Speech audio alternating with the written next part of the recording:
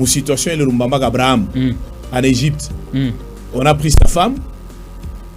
Et puis, Dieu a envoyé un ange pour dire au roi qu'il ne touche pas à cet homme, ne touche pas à la femme de cet homme, elle ne touche pas à la femme d'un prophète. C'est la première fois dans la Bible où on a parlé des prophètes. En soi, la prophétie, c'est la parole de Dieu. La parole de Dieu. C'est la parole de Dieu.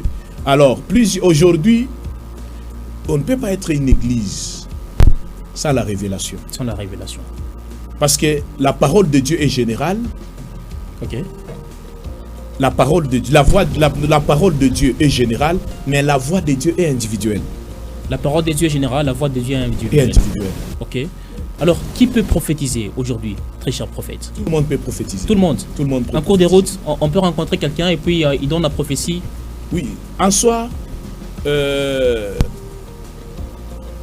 les jours où Dieu parlait à son peuple, jusqu'à ce que Banafika Mpero du Moya, Banto va me comprendre de Moïse.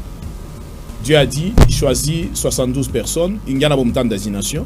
La Bible dit, l'esprit de Moïse les toucha. L'esprit les toucha. Parce qu'en ces temps-là, Dieu ne parlait pas avec tout le monde. Il choisissait Muntu Moya comme son messager, comme son envoyé. En ces temps-là, Dieu parlait avec Moïse.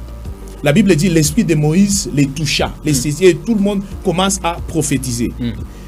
Après avoir quitté les tentes, mais la Bible dit ceci, il y a eu deux jeunes gens, Médad et Eldad. Ces gens-là commencent à prophétiser aussi. Josué est allé voir Moïse pour lui dire que non, est-ce que c'est possible de les arrêter? Moïse a dit à Josué, on a quoi jaloux Nami? Est-ce que tu sais que c'est possible qu'on soit une assemblée des prophètes? C'est que tout le monde peut prophétiser. Comme la parole de Dieu dit, aspirer au don le meilleur, et c'est des prophéties. Si on dit aspirer, c'est à tout le monde. Dans Joël chapitre 2 verset 28, que je répandrai de mon esprit sur toute chair. C'est que binadamu muntu yote eko na mwili, muntu yote eko na mwili anaweza kutabiri. Mais ma dimension ou ma catégorie à ma prophétie na ba prophète banachan. Donner une prophétie ne signifie pas que tu es prophète. OK. Parce qu'il y a les prophètes du ministère, il y a les prophètes du ministère, il y a les prophètes du ministère, et ceux qui ont les dons. Aujourd'hui, nous avons un sérieux problème, surtout dans notre nation. Bon, pas seulement dans notre nation, parce que mon pays, Guinée, souvent, par les Tunenda, quand on a rencontré toujours la même situation.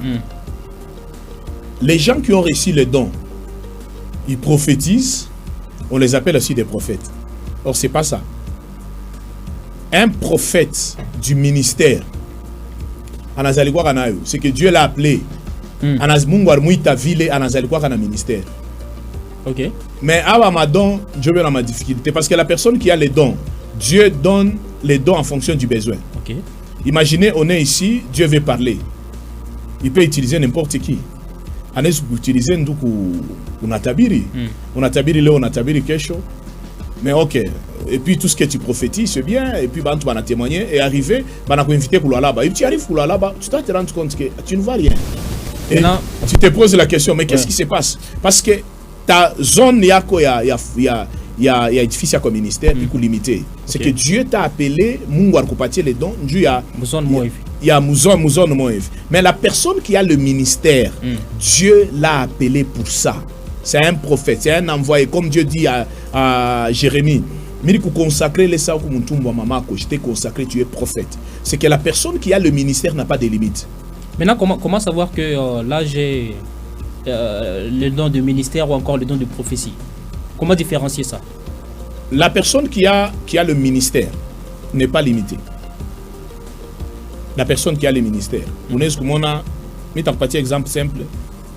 On est comme on a eu année, 2012.